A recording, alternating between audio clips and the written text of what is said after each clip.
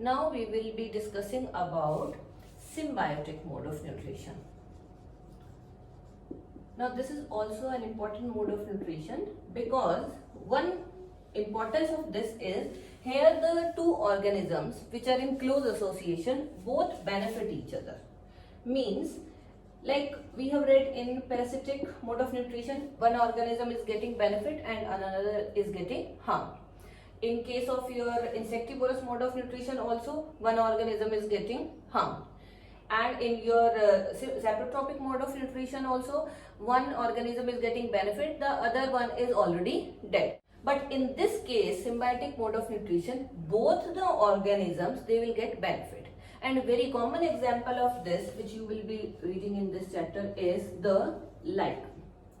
Lichen is one such organism which is actually a symbiotic association between alga and fungus. Here also I told before also, alga is the singular, and if algae is there, that means it is plural.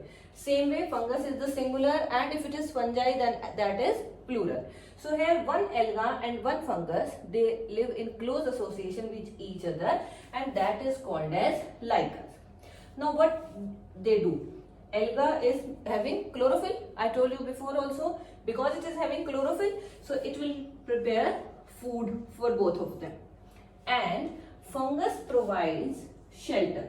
Means it is the fungus on which the alga will grow, and because it provides shelter, along with it, it will keep some moisture also there.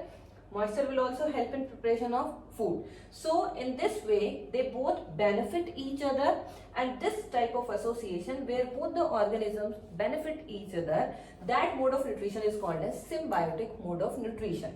So lichen means alga and fungus, they are showing symbiosis. Means they are living in close association with each other and both are helping each other. Other way around also they can survive. Alga is having ability to prepare food, so it can survive. But in nature we found certain combinations like this also, where they two live together also and will form another organism which is called as lichen. So generally these lichens grow on the moist places. Somewhere you can notice these lichens even growing on the rocks also. Somewhere these lichens are growing on the bark of the trees. So lichen is an example of a organism which is showing symbiotic relationship. Now the last topic of the chapter is how nutrients are replenished. Now we are again and again reading about nutrition in plants, and nutrients are being taken up by the plants from the soil. So when they are continuously taking, obviously they will be finished somehow.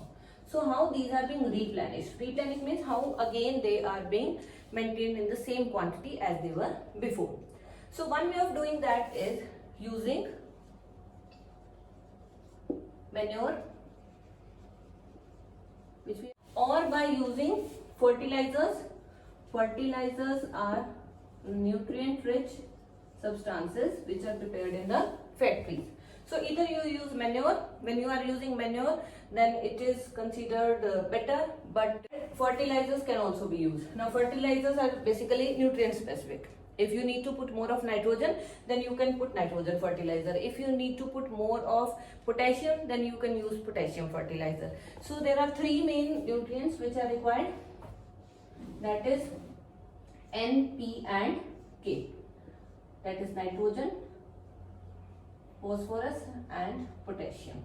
These three are required by the crops. So these three are being provided through fertilizers by the farmers or by the gardeners who are using at small scale like in their lawns.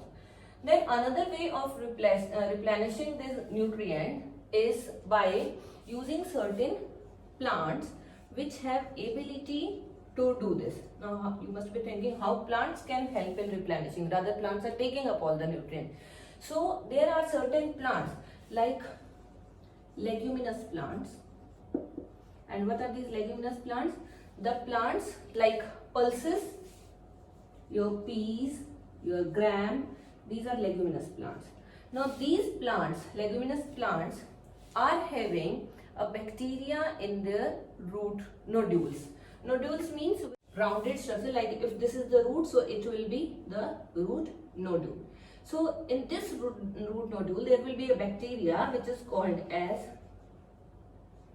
Rhizobium, and this bacteria is having ability to take nitrogen from the atmosphere and then convert that nitrogen into soluble form. And where it will keep? It will just allow that to be present in the soil in the surrounding. Now once the crop is harvested, there will be sufficient amount of nitrogen in that particular soil where we have grown the leguminous plants. So next time when the farmer is growing some other crop which is requiring more of the nitrogen, then farmer is not supposed to put nitrogen fertilizer. It is fulfilled by the nitrogen which is already being stored or being sent in the soil by the action of nitrogen fixing this Rhizobium bacteria.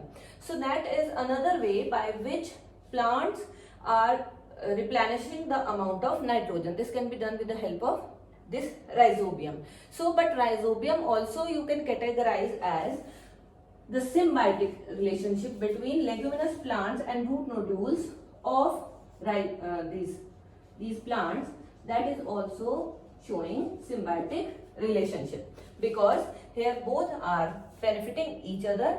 Leguminous plant is getting nitrogen, whereas Rhizobium plant is getting shelter to stay in the root nodules. So this is how leguminous plants are helpful for the replenishing of nitrogen in the soils.